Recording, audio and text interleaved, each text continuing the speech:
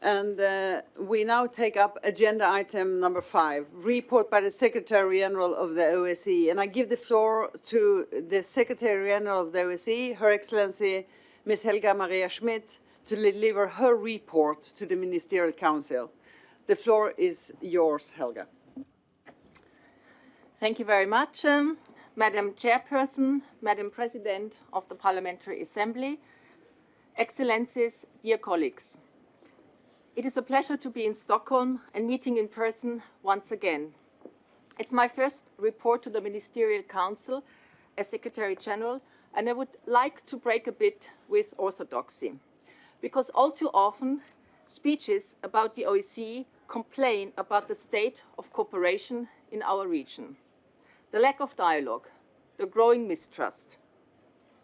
And that is all true. The situation is not good and less secure as a result. But I don't think you need me to tell you that. But what frustrates me is that sometimes those complaints infer that the OSCE is ineffective or faltering.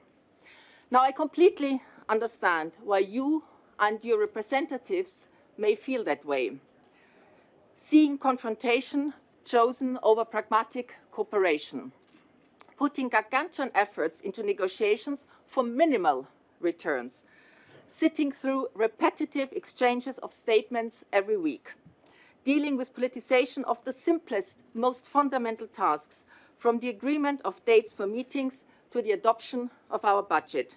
And I can only imagine what your reports from Vienna are like. But I do not feel the same about this organization, and I have no ambivalence 1 year in, because I have the privilege to see, to read, and to hear on a daily basis about the remarkable human impact this organization and its activities have. While dialogue may be stuttering, OSCE staff are getting on with their job. They are implementing activities, as you have mandated, that deliver benefits for millions of people. So I would like to dedicate my few minutes here today to their exceptional work. And let me just give you a few standout examples. The list would be a lot longer. I'll begin with Ukraine, where all of you know about our biggest mission, the Special Monitoring Mission. They don't just observe and report.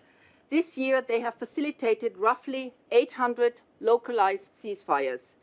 These have allowed for essential repairs of 94 infrastructure sites on both sides of the contact line.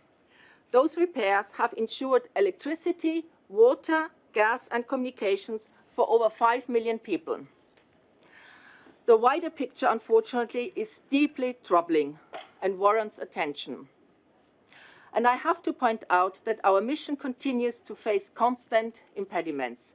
UAVs are jammed and even shot at. Monitors' movement is increasingly constrained. This prevents the mission providing the impartial reporting we demand from it. It hinders the mission to facilitate the vital activities for the benefit of the people on both sides of the contact line. These restrictions have to stop. Ongoing freedom of movement restrictions of civilians also are turning the contact line into a dividing line. Crossings are down 95% compared to 2019. The SMM just issued a report on the enormous challenges faced by those wanting to cross.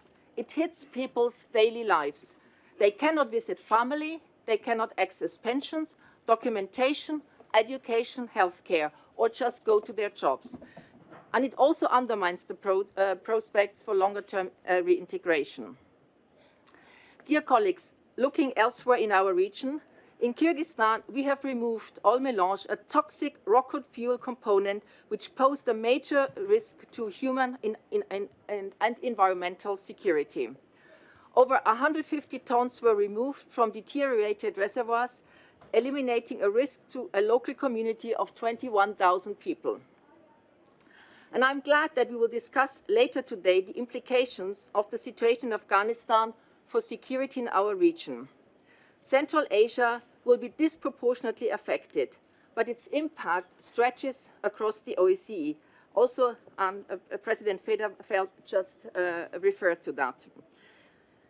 We have presented a food for thought paper that lines out some initial ideas. The OSCE is ready to support you there. In Tajikistan, we are already training border guards and rescuers to improve border security and deal with natural disasters, in addition to the 4,000 people trained by our Border Management and Staff College since its establishment. In Albania, our new work to recover and reuse the proceeds of crime is delivering results. Premises previously used by an organized crime group were seized and returned to the community, now acting as a workshop employing disadvantaged women. We will multiply this kind of work across Southeastern Europe next year. In Georgia, I was delighted to address participants of the 100th meeting of the Incident Prevention and Response Mechanism in June in Ernieti.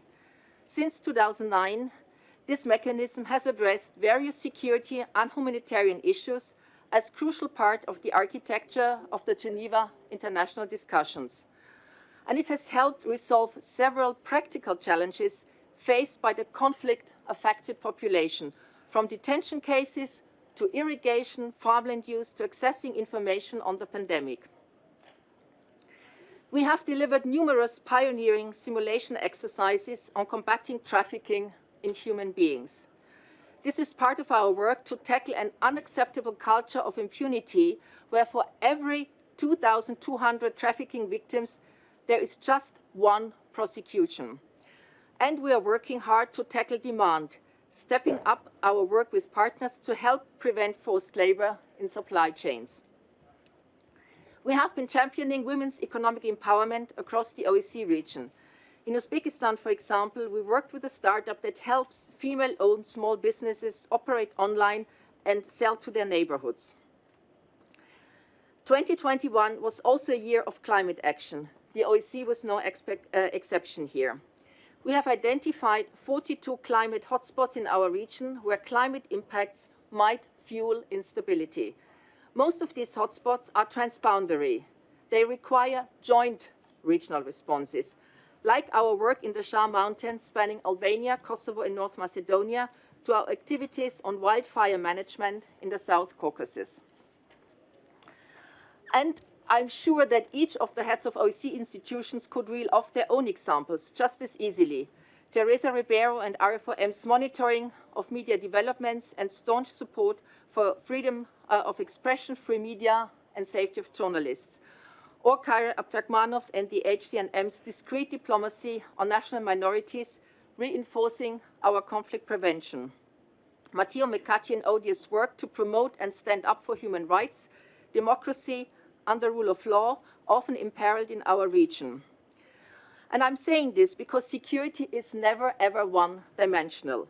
So we are all committed to work hand in hand, taking a whole of the OSCE approach, alongside with the Parliamentary Assembly, whose work to project OSCE commitments is absolutely crucial, by the way, also for raising OSCE visibility. And I'm particularly grateful to President Sederfeld for her great support and Secretary General Montella.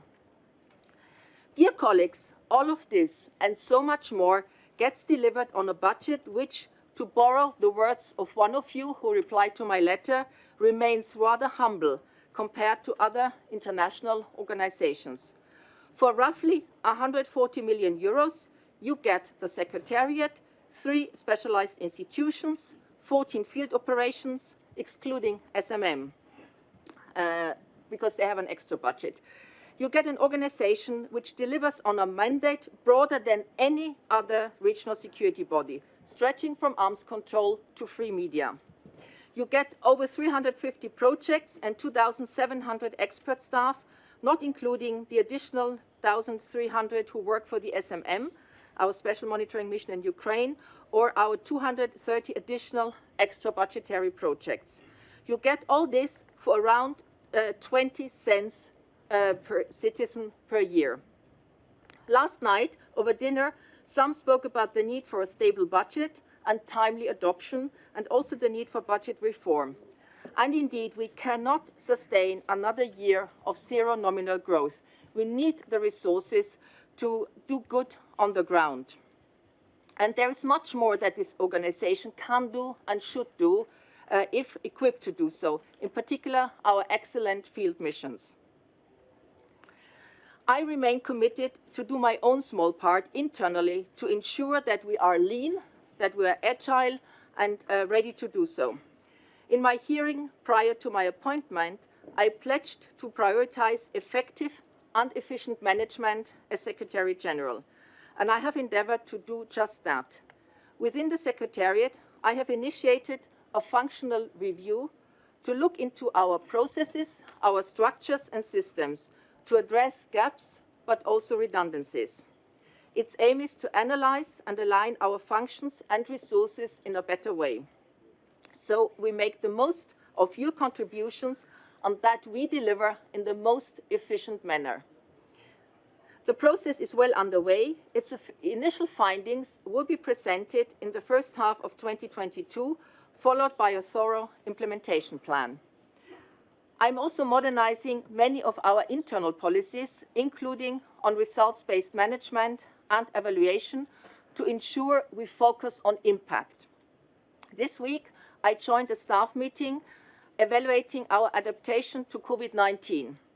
We're the first to conduct such a comprehensive exercise among regional and international organizations, seeking to learn lessons and maintain some of the positive innovations.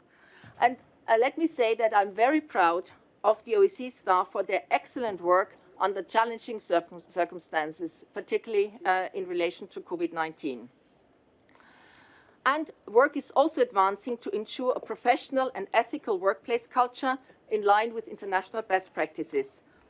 I remain a staunch champion of equal opportunities and diversity across the OSCE executive structures because it is a diverse team that produces the best results. Excellencies, my work is only one part. How we evolve is really down to you and your shared will. Last week, the Finnish president spoke on how we could recapture the Helsinki spirit. As he said, the Helsinki spirit is more than an event. It is more than a set of structures. It's a set of fundamental principles uniting us, including our Asian and Mediterranean partners, and not open for interpretation or negotiation. The vision contained in Helsinki and Paris, also the achievement of Astana, may not have unfolded yet as was expected or hoped then. But the fundamental principles of dialogue and cooperation over confrontation continue to reign supreme. The OSCE structures are here to do exactly that. We are the best placed, the most inclusive and broadly mandated regional platform to do that. So please use us, support us, empower us, so that we escape this current malaise and this organization can play a bigger part in bringing us back together. Thank you for your attention.